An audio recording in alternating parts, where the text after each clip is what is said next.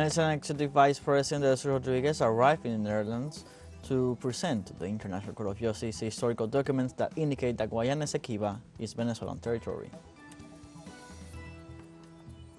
Israel Prime Minister Benjamin Netanyahu affirmed that there will be no ceasefire in Gaza on the 6-month mark of the Israeli siege against Palestine. In Russia, the government declared a federal emergency in the Orenburg region after strong floodings. Rescue teams continue to evacuate people in the affected area.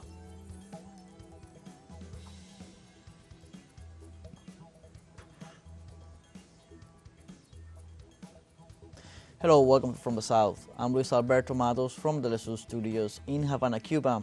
We begin with the news. The Executive Vice President of Venezuela, Delcy Rodriguez, arrived on Sunday in the Netherlands to present to the International Court of Justice the historical documents that indicate that Guayana Esequiba is Venezuelan territory. This meeting is being held as part of the agenda of the National Executive for the defense of the Eastern Guayana against the territorial violation of the government of Guyana in the disputed region. For its part, the International Court of Justice declared itself competent to attend the claims between both nations, where it set March 8, 2023 as the deadline for the presentation of a report by Guyana, while Venezuela has until next April 8 to present its counter-memorial. This strategy combines the defense of Venezuela's historical position with active diplomacy and the effective exercise of sovereignty over the Essequibo territory. The ultimate goal is to reach a just and definite solution to the border dispute.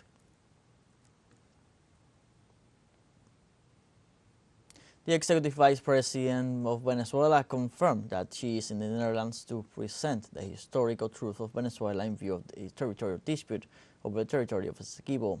In her social media X, the Vice President stated that on behalf of President Nicolas Maduro, in compliance with the mandate of the Venezuelan people on December 3rd, they have arrived in the Netherlands to deliver the historical truth of Venezuela, its inalienable right to the territory of the Guayana Esequiba. Neither the Southern Command, nor the CIA, nor ExxonMobil, nor the puppet government of Guyana will be able to defeat the Venezuelan people.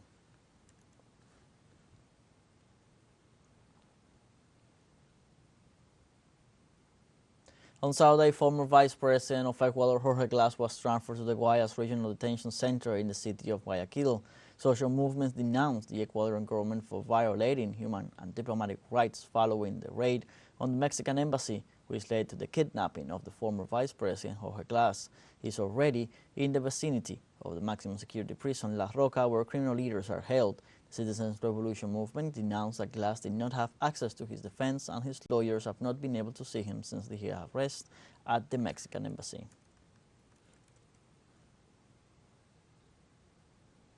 The Ecuadorian government kidnapped Jorge Glass after he requested political asylum in the Mexican embassy. The Attorney General's office opened a political investigation against former Vice President Glass in 2017, during which he was sentenced to 8 years in prison for receiving bribes from the Brazilian construction company Orenburg.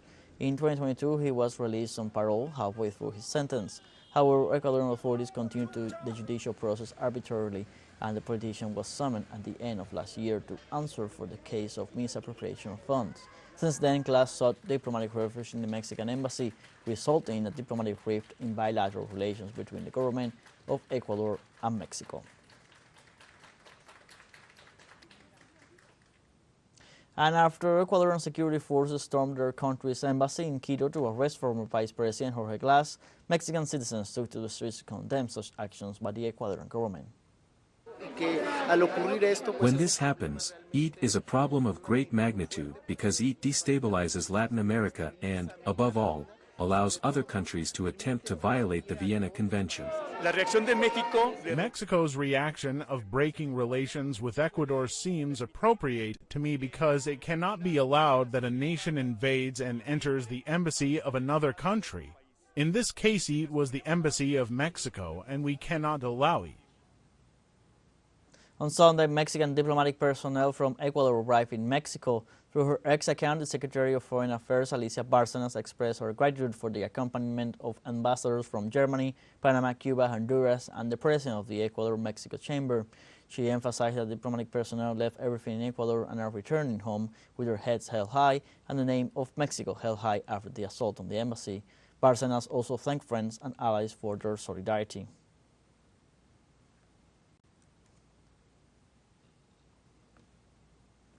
And in the midst of this serious situation, different politicians and authorities make reference to the violation of the Vienna Convention on Diplomatic Relations. Let's review what the text says. The Vienna Convention provides in the first instance that the premises of the mission are inviolable and that the agents of the receiving state may not enter them without the consent of the head of the mission.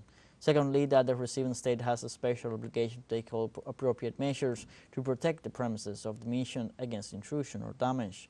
And finally, that the premises of the mission, their furnishings, and other properties therein shall not be subject to any search, requisition, attachment, or enforcement action.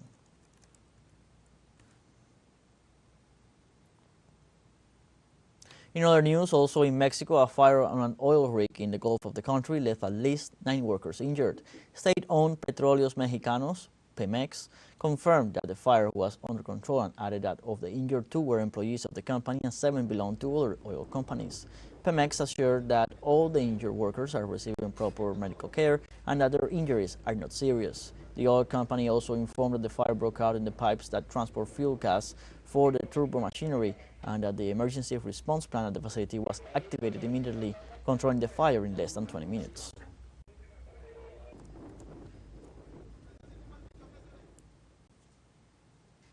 In Uruguay, the Electoral Court authorized 23 political parties to participate in the primary elections to be held on June 30th.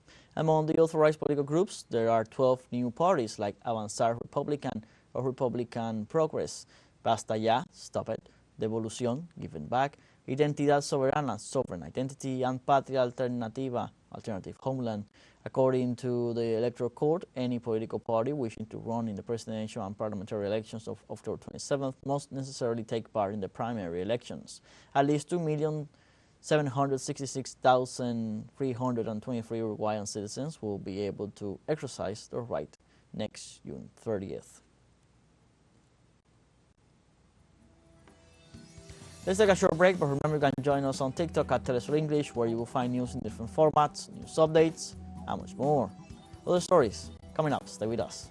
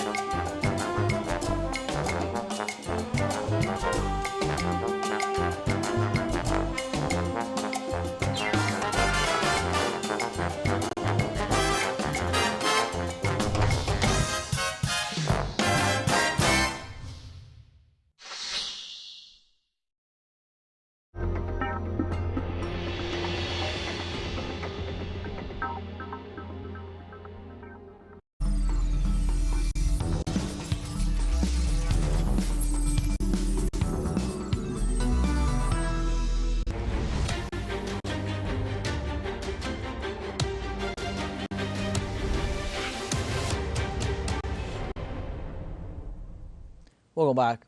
The Israeli government affirmed that there will be no ceasefire in the Gaza Strip on the 6-month mark of the Israeli siege against Palestine. Prime Minister Benjamin Netanyahu reiterated the ceasefire will not be given if Hamas does not return the Israeli prisoners to Tel Aviv. He also added that Israel will not give in to the demands of the international community, adding that the United States shares the opinion of the occupation.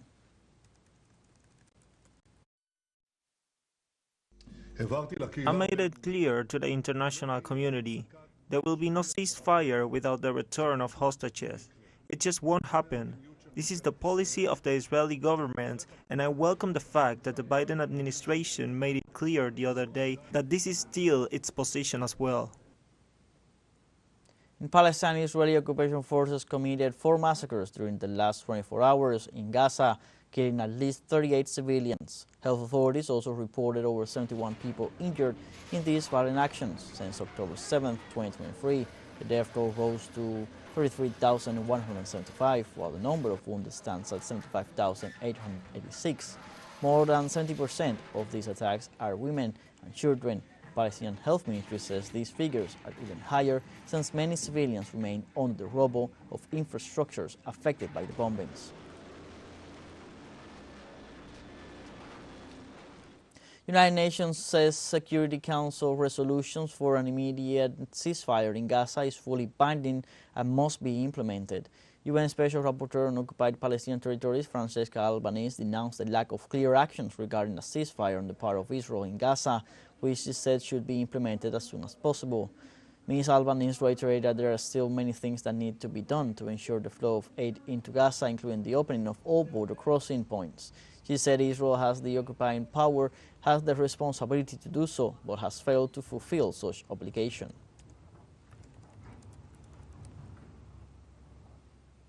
In Gaza, nearly 1.1 million people are suffering the most severe stage of hunger due to food shortages amidst the Israeli siege.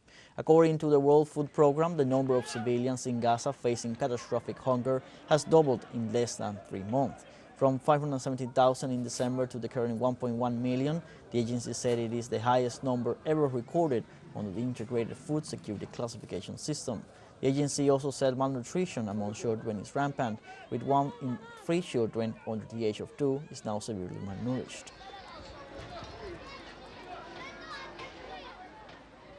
In Spain, the Union of Journalists of Andalusia presented an award to the Palestinian journalist Wael al-Dahoud for his informative work in Gaza in the midst of the Israeli genocide. The Gaza journalist received the Julio and Gita Parrado International Journalism Award. Al-Dahoud, head of the Al Jazeera television network in Gaza, has become a symbol of the slaughter of journalists in Gaza for continuing his work despite the murders of his relatives and the attacks against him. During his speech after receiving the award, the Gazan journalist paid tribute to his more than 130 colleagues killed in the performance of their duties, which he described as a human duty, while highlighting the commitment of his colleagues to keep reporting despite Israel's determination to eliminate them in order to hide the truth of its genocide in Gaza.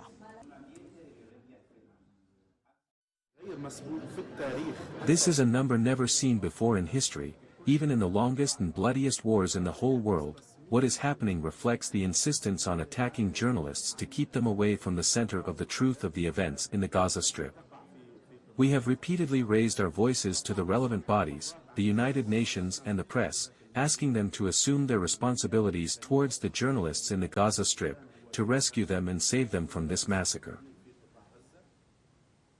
At the Vatican, the leader of the Catholic Church, Pope Francis, asked politicians to stop and negotiate peace in Russia, Ukraine, as well as in the Middle East. The pontiff urged the hundreds of parishioners who were listening to him to support the people who are working to reduce the tension and make peace negotiations possible. The religious leader also prayed that political leaders would have the ability to put the interests of humanity before political ones. On the other hand, the Holy Pope remembered the victims of the bushcrash in South Africa on March 28th, where at least 45 people died.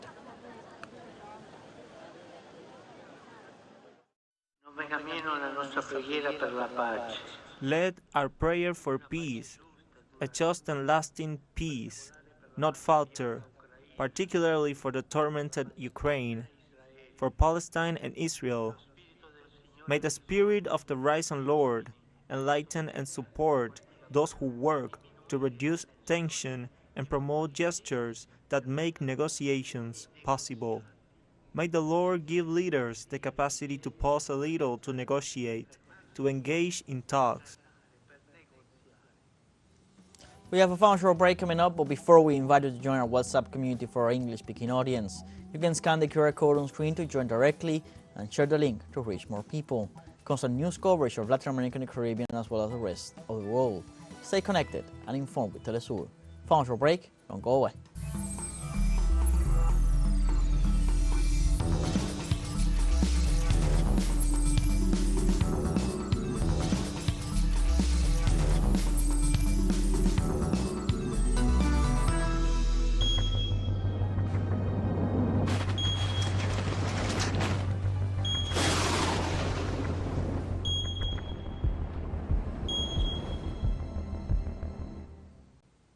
Welcome back. In Russia, the government has declared the recent flooding in the Orenburg region as a federal emergency. Rescue teams continue to evacuate people in the affected area. The emergency ministry announced that the overflow of the Ural River caused a dam to break, and in turn the flooding, which has been considered as a federal emergency in order to allot necessary resources for an appropriate quick response. The emergency ministry reports that over 4,100 people are working in the area in 800 teams. The authorities report that over 6,600 residential buildings in the city of Orenburg, bordering with Kazakhstan, are flooded and without electricity. Meanwhile, over 4,000 people have been evacuated, including 885 children. People are being evacuated using watercraft, inflatable boats, and transporters that can accommodate up to 50 people. The evacuation is being carried out gradually, street by street, and people are also being notified through loudspeakers. We recommend that the residents listen to the advice of the emergency ministry and leave the danger zone, because now the water is gradually rising and it is expected that it will continue to rise. In Azerbaijan, the government has denounced shelling of its army positions from the border with Armenia. Azerbaijan's defense ministry said that Armenia attacked at least 16 times Azerbaijani army checkpoints. Therefore, every military district in the country is implementing preventive measures. Let's recall that Armenia's foreign ministry had announced that the signing of the peace treaty between the two nations is stalled because no consensus has been reached on the mutual recognition of territorial integrity and the resumption of communications.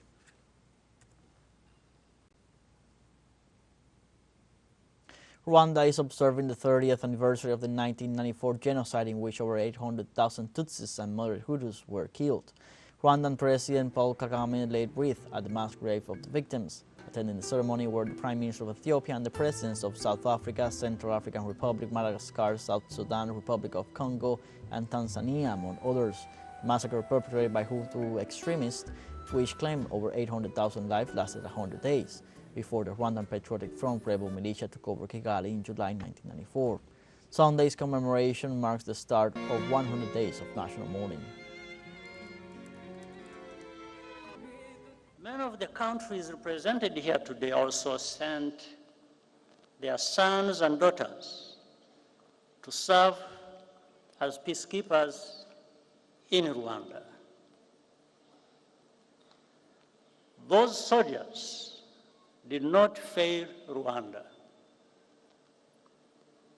It was the international community which failed all of us, whether from contempt or cowardice.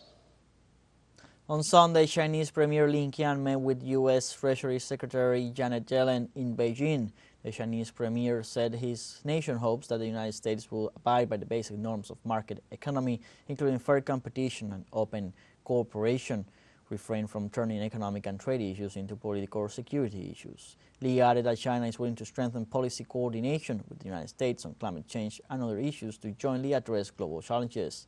For her part, Yellen said that with the joint efforts of both sides, the U.S.-China relationship has become more stable. The U.S. Treasury Secretary is on an official visit to China from April 4th to the 9th.